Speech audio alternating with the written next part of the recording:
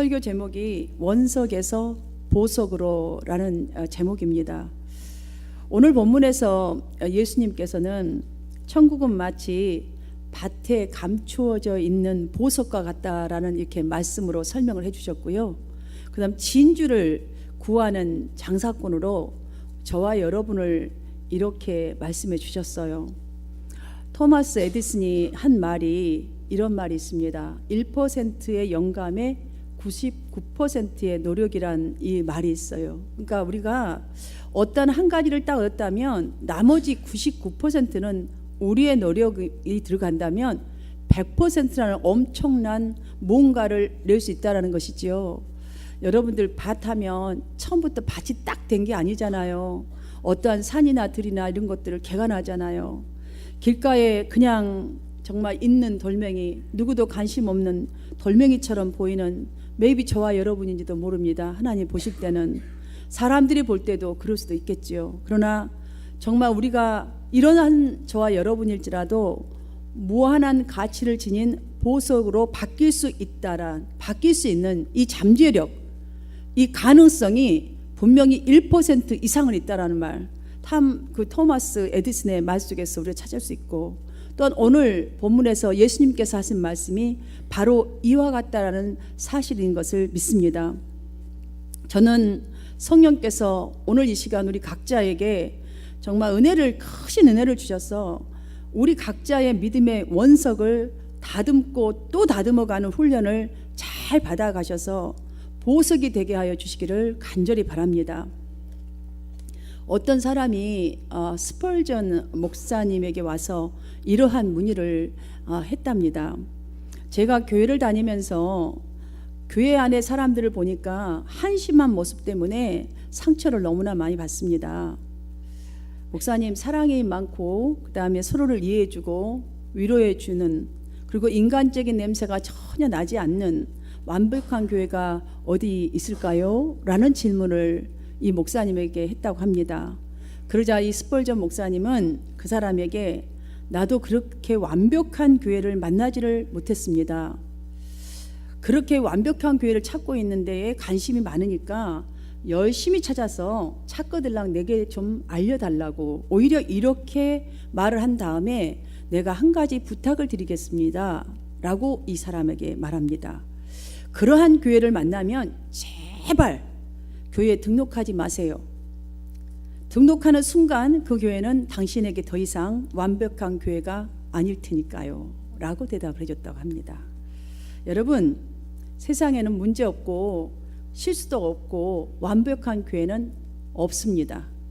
내가 완벽하지 않은데 어떻게 있겠어요? 다른 사람은 다 마찬가지겠죠. 여러분, 세상에는 정말로 이런 교회 없고 이런 가정 없고 이러한 사람이 없습니다. 하나님이 교회를 세운 목적이 무엇이겠습니까? 목적 중에 하나가 철이 철을 같이 맞붙이면서 날카롭게 하듯이 그리스도의 장성한 그 신앙 인격에 이르기까지 성숙해 가는 데는, 그 과정에는 우리 모두는 딱 원석과 같습니다. 원석과 같아서 보석 중에 그 원석과 같기 때문에 각자에게 있는 날카로운 부분들이 있습니다. 뾰쭉뾰쭉 뭉텅뭉텅 아무튼 파이고 되는 것들, 이것이 서로를 향해서 막 상처를 주기도 하고 실망을 주기도 하면서 깎아지는 거예요. 내 자신이 부딪히고 막 그거 하면서 자꾸 깎아지고 다짐어져 가면서 진짜 보석으로 만들어지는 거예요. 이것이 교회 세운 목적입니다. 하나님이 거기서 예배를 통해서, 말씀을 통해서, 기도를 통해서 나 자신을 다 발견하고, 또 성도들과 교제를 통해서 깎아지고 다듬어지면서 하나님의 진짜 축복받는 인생, 신앙이 자라가는 것이지요. 아직도 저는 멀었습니다. 그러나 하나님은 뾰족하고 울퉁불퉁한 원석 같은 저를, 사실 이 세상 여자들 많잖아요. 뉴욕 사회도 여자들 엄청 많잖아요, 여자분들이. 그런데 저를 목사로 세워놓으시고 이 목회 현장 속에서 우리 성도님들을 통해서 저의 이 뾰족하고 울퉁불퉁한 정말 말할 수 없는 이 못된 구석들을 만져가고 깎아가시고 낮추시고 쥐어 뭉개버리시고 짓밟아버리시고 이러시면서 이걸 저를 만들어 간다라는 생각이 제가 많이 듭니다. 그래서 지금은 조금씩 얻어지는 게 많습니다. 깨닫는 것도 많고. 그래서 저는 여러분이 보석 중에서도 다이아몬드 원석과 같다는 그런 생각이 들고, 그러니까 깨지지도 않아요. 부딪혀도 깨지지 않고 저를 깨지지도 아니하면서 저를 막 쳐서 이렇게 만들어주는 보석 중에 원석 보석이 여러분이다라는 생각이 듭니다. 그러므로 오늘 주님의 이 말씀은요, 우리에게 한번 저와 여러분을 조금씩 만들어가는 말씀 중에 어떻게 해야 잘 만들어지는지, 어떻게 하나님 나라를 완벽하게 잘 찾고 내 것을 정말 이 안 좋은 것들을 다 팔아서라도 다 없애면서 그 은혜를 추구하고 은혜의 삶을 살 것인가, 쟁취할 것인가라는 이 방법을 가르쳐 주는데, 여러분들 보십시오. 주님은 이렇게 말씀해 주시는 것과 같습니다. 진주가 물속 깊은 곳에, 그것도 조개 껍질 속에 있다잖아요. 그 원석만으로 있다면 무슨 값이 나가겠느냐. 다이아몬드일지라도 그 원석 돌덩어리에 있다면 돌덩어리에 불과하지. 바로 너희가 그렇단다라는 말씀이에요. 아무리 멋진 사람이 많이 있다 할지라도 이 세상에서 저와 여러분을 그 보석으로 하나님은 그 원석을 탁 택해 주셨어요. 그러니 하나님에게는요, 딱 이 세상에 하나밖에 없는 여러분이에요. 하나님께는 정말로 지금 원석이지만 앞으로 다듬어갈 보석이라는 거예요. 여러분들은 지금 그걸 말씀하고 있는 거예요. 그렇기 때문에 지금 너희 속에 있는 원석 속에 박혀있는 그 보석에 박혀있는 그 부정한 것들을 다 정말 팔으라는 거예요. 지금 그 말씀하고 계시는 것입니다. 원석인 내 자신의 믿음의 가치가 드러나도록 만들어가는 것이 반드시 신앙생활에 필요하다. 그래야 내가 너희들 상속자로 삼았는데 나 것을 다 기업으로 줄 수 있지 않겠냐라는 말씀이시죠. 사랑하는 여러분, 무엇이든지 만들어져야 값이 나가고 빛이 나는 거예요. 그대로 원석으로 있다면, 아니면 무슨 기구도 마찬가지, 차도 마찬가지고요, 여러분들 음식도 마찬가지예요. 만들어져야 영양가 있는 음식이 나오는 것이지, 샤핑바다 그대로 냉장고 넣어보세요. 썩어버려요. 쓸 수도 없어요. 냄새만 나요. 이것과 똑같죠. 따라서 지금 예배하는 이 시간도, 이 1시간의 시간, 어쩌면 기도까지 1시간 반, 2시간의 시간, 원석 덩어리와 같은 시간입니다. 여러분들이 어떻게 만들 것인가, 그건 여러분의 몫입니다. 이 시간 우리는 아무 값도 매길 수 없는 그러한 예배 정신을 정말 깎아내야 돼요. 진정으로 이 시간, 이렇게 귀한 시간을 오셨는데 이 시간을 그냥 버려버리는, 그냥 앉았다 가는 시간이 아니라 주님의 말씀을 바르게 듣고 그 들음을 우리 자신을 보석으로 만들어가는 행함으로 이어져야 하는 줄 믿습니다. 이 사순절 기간 동안 저와 여러분이 우리 육신의 삶을 자꾸 깨뜨리고 다듬어가는 과정의 시간이 되기를 저는 간절히 기도하고 있습니다. 저도 여러분도. 그리고 오늘 주님의 이 말씀하신 비유의 농부처럼 저와 여러분이 말씀을 듣고 이 말씀이 하나님 나라의 보아임을 꼭 추구하고 간직해야 돼요. 깨달아야 돼요. 그리고 이거를요, 절대로 놓치지 말아야겠다는 이거를 가져야 돼요. 그래야 내 자신에게 가진 이 모든 것, 자존심이든 아무튼 뭐든 지식이든 경험이든 이런 것들을 자꾸 송두리째 그 은혜를 사기 위해서, 하나님의 그 은혜에 값진 것을 갖기 위해서 내쳐서 팔아버릴 줄 믿습니다. 사랑하는 여러분에게 이 농부와 같은 은혜가 이 시간에 풍성하게 임하게 되시기를 간절히 바랍니다. 하나님 나라는요, 제가 좀 전에 기도 속에 이게 했지만, 우리가 놀라는 정도가 아니라 놀라고 또 놀라고 지속적으로 놀라는 그런 값어치가 있기 때문에, 먼저 우리가 여기 본문에서 지금 예수님께서 말씀해 주신 비유처럼 그 농부가 자기 소유를 판다라는 이 영적 의미가 무엇인지를 분명하게 아는 것이 중요합니다. 여기에 비유에 판다라는 말씀은 소유권 이전을 의미하는 거예요. 완전히 팔아 넘겨버리는 거예요. 우리가 사고 팔 때에 그 일어나는 절차가 분명히 있습니다. 그 절차가 무엇이냐면 소유권 이전입니다. 여러분 만약에 여러분이 샀는데 그 이전의 것을 여러분이 딱 받지 않았다면 그건 지금 다 산 것이 아니에요. 잘못된 거예요. 내가 그거에 대한 것을 행사할 수가 없잖아요. 소유권 이전이 비로소 될 때야만이 판 사람은 더 이상 그것에 대한 권리를 행사할 수가 없게 되고, 산 사람이 그 가진 그 권리에 대한 것을 행사하게 되지요. 따라서 예수님께서 말씀하신 이 판다라는 것은 나의 소유권, 하나님께로 완벽하게 이전하는 거예요. 그러니까 팔아버려야 되는 거예요. 자꾸 우리는 자꾸 못 맡기는 것들 팔아야 돼요. 부정적인 것들 팔아버려야 돼요. 하나님과 합하지 않는 것들 자꾸 팔아야 돼요. 다시 말하면 나의 모든 삶의 영역에 하나님의 통치를 받아야 하는 거예요. 이게 지금 파는 중이에요. 지금 하나하나. 자, 이 순간에 이거 판다, 이 순간에 이거 판다, 자, 팔아 제끼는 거예요. 지금 이렇게 하나님이 대신 이 권한을 다 행사하고 나의 일을 맡아줄 수 있도록 자꾸 그거를 없애야 되는 거예요. 묻고 없애고. 예수님께서 백부장의 그 믿음, 하인을 고치기 위한, 정말 사람 취급도 못 받는 백부장이라는 사람이 찾아왔을 때에, 그때 정말 우리 집에 오는 것도 감당치 못하겠습니다. 예수님 말씀하시면 저는 하나님의 아들인 걸 믿기 때문에 저는 날 것을 믿는다는 그 믿음으로 찾아왔으니까, 그때 예수님께서 하신 말씀이 뭐예요? 너의 믿음대로 될지어다. 아멘이십니까? 성령의 역사의 비밀이 바로 여기에 있습니다. 그래서 예수님은 제자들에게 이렇게 말씀하셨어요. 자기를 부인하고 자기 십자가를 지고 나를 쫓을 것이니라 라고 말씀하셨어요. 이 말씀을 저는 이렇게 표현하고 싶어요. 너 자신을 죽여라 라고 표현하고 싶습니다.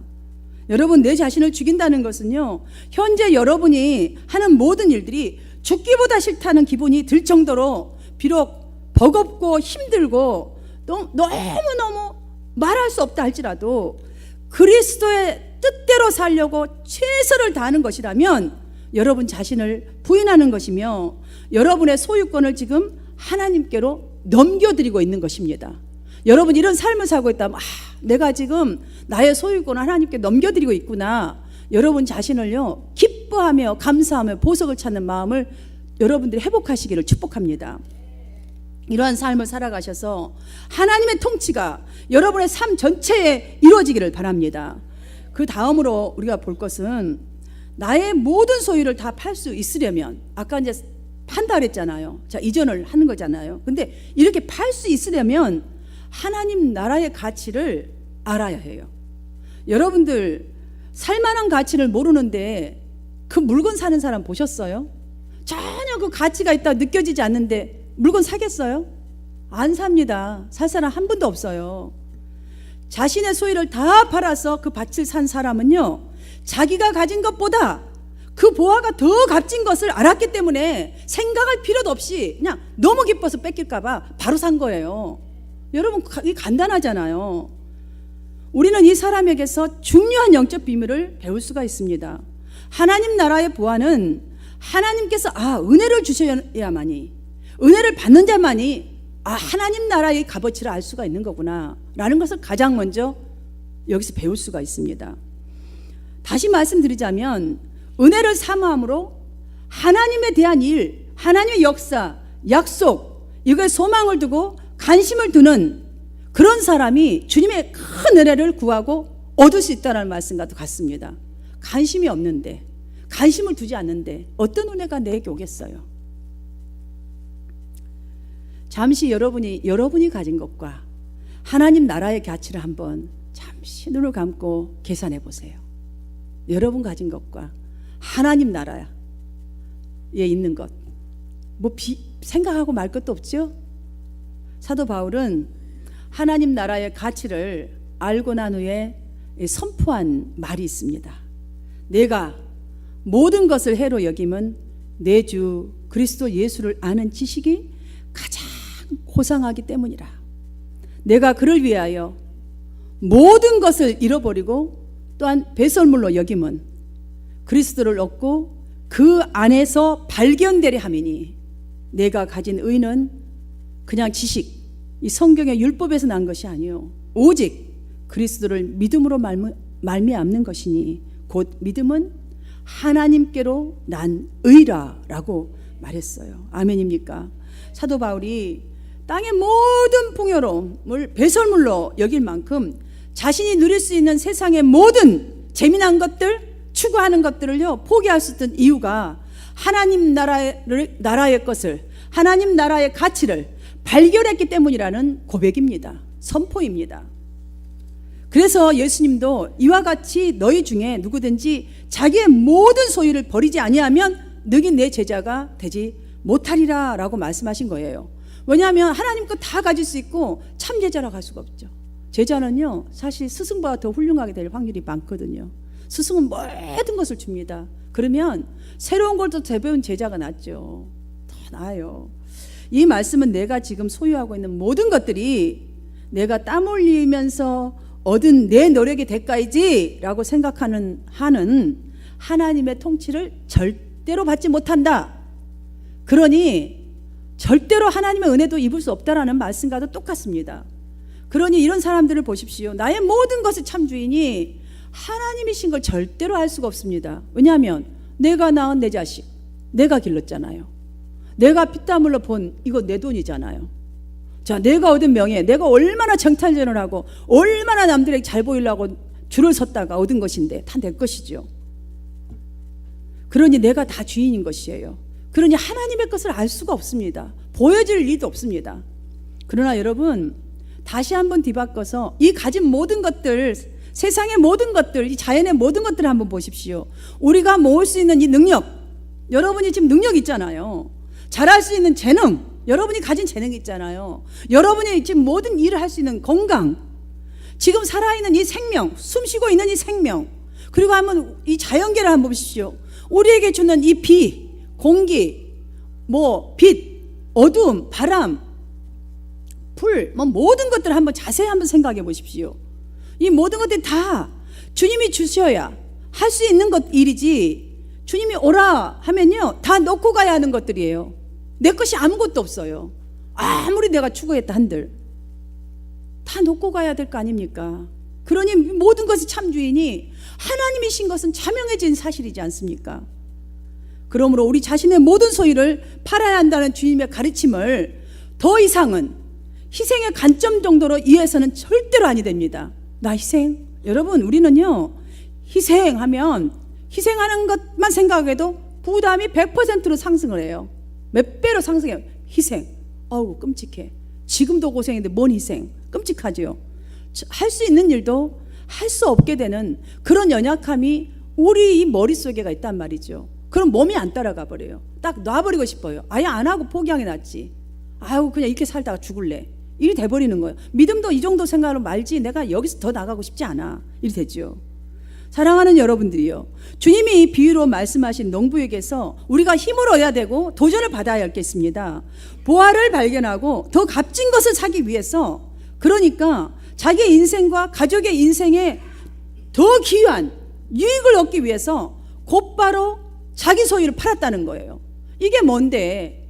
지금 여러분이 갖고 있는 것이 가졌으면 얼마나 갖고 있겠어요? 하나님 나라에 요거라도 되겠어요? 요것도 안 되잖아요 우리. 그러니 두말할 것도 없잖아요. 이분은요 굉장히 장사꾼인 거예요. 장사를 너무 잘하는 지혜로운 장사꾼이죠.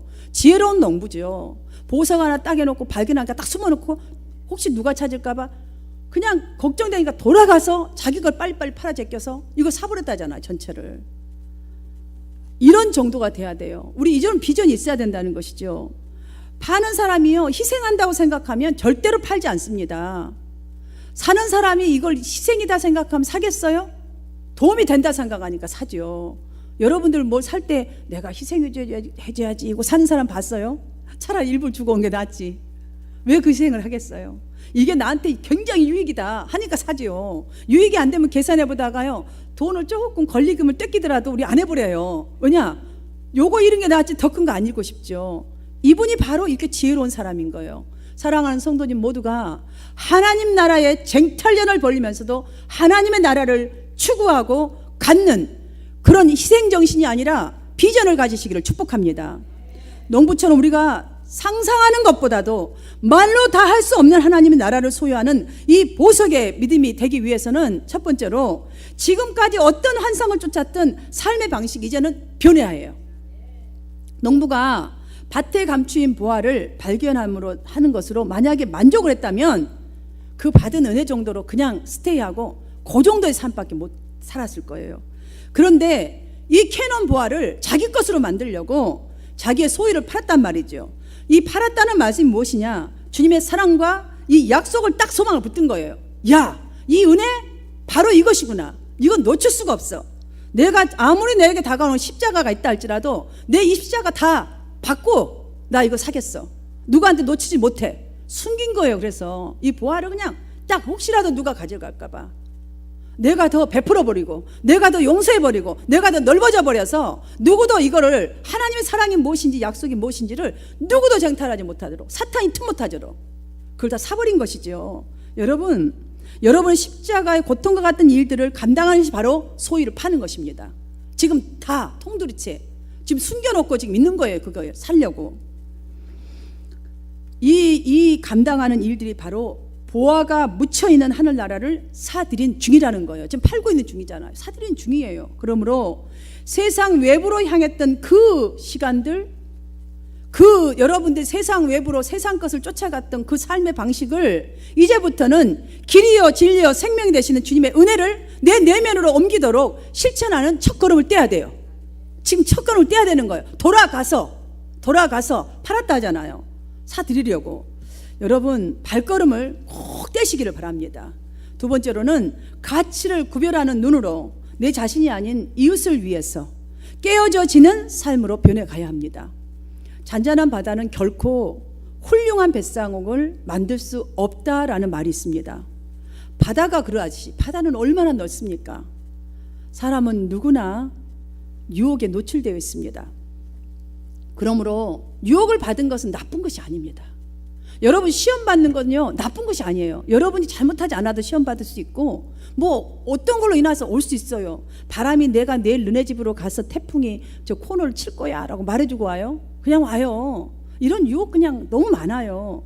유혹이 여러분들 받든지 이렇게 노출되어 있기 때문에 받는 것은 나쁜 것도 아니고 잘못된 것도 아니에요. 그런데 유혹에 넘어가는 것이 나쁜 거예요. 그게 죄인 거예요.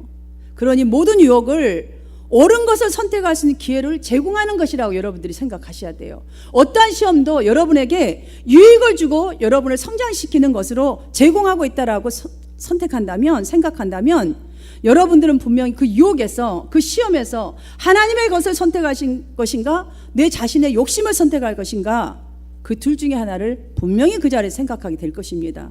그러면 여러분 정도면 분명히 하나님의 것을 선택할 줄로 믿습니다. 왜냐하면 지혜로운 사람들이니까요.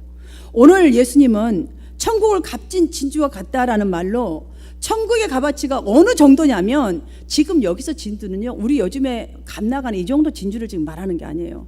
그때는 진주 구한다는 것이 그 사막에서 진주 쉬워요? 다이아몬드가 더 쉬울 거예요. 그래서 다이아몬드를 안 하고 진주를 한 것 같아요. 바다도요 가서 쉽지 않아요. 그 진주 구하는 것이. 그래서 진주를 비유했는데, 이 가치가 천국 가치가 어느 정도인가 하면 발견한 자가 자기의 가진 소유를 다 팔아서 살 정도로 대단하다고 이렇게 우리가 언더스탠딩 할 수 있도록 지금 설명해 주신 것이지요. 여러분의 가치를 발견하는 것은 곧 주님이 말씀하시는 것처럼 양심을 찾는 것에서부터 시작하셔야 합니다. 양심, 하나님이 주신 양심.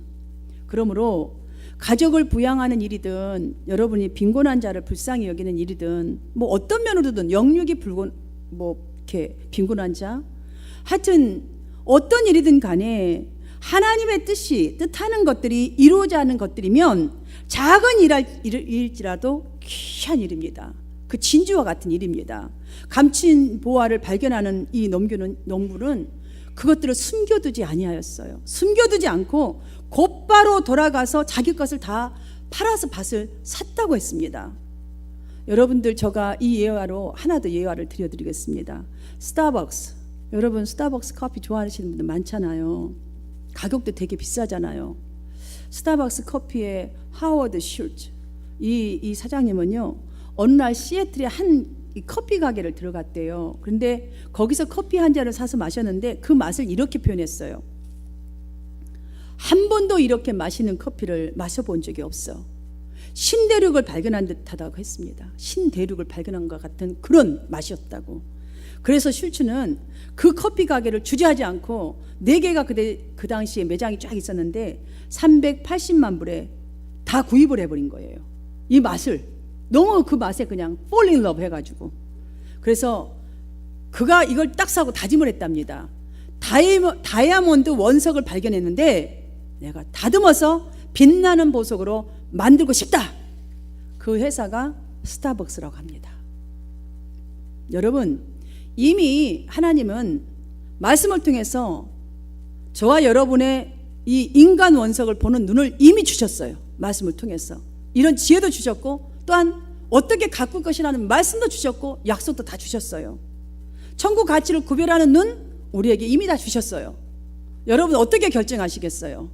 다이아몬드 원석이구나, 내가 다이아몬드 원석이야, 주님의 보석의 원석이야, 여러분 가꾸시겠습니까? 아니면 그냥 맛만 보고 마시겠습니까? 갖고 있다 그냥 쓸모없구나 버리시겠습니까? 우리 주님의 값진 가르침대로 하나님 나라를 소유하는 보석 같은 믿음을 위해서는 첫 번째로 지금까지 어떤 환상을 쫓았던 여러분 삶의 방식이 이제는 변해야 됩니다. 그 세상의 환상이었습니다. 이제 하나님의 보석 가꾸는 일에서 하나님의 나라를 사들이는 이런 삶의 방식으로 변해야 합니다. 두 번째로는 우리가 이 시간에 이 가치를 구별하는 정말 성령의 눈으로 내 자신이 정말 발견했다면 이제는 내 자신의 삶이 아닌, 내 자신만을 위한 삶이 아닌 이웃을 위해서, 이웃이란 가족으로부터 비롯하여서 하나님 나라까지입니다.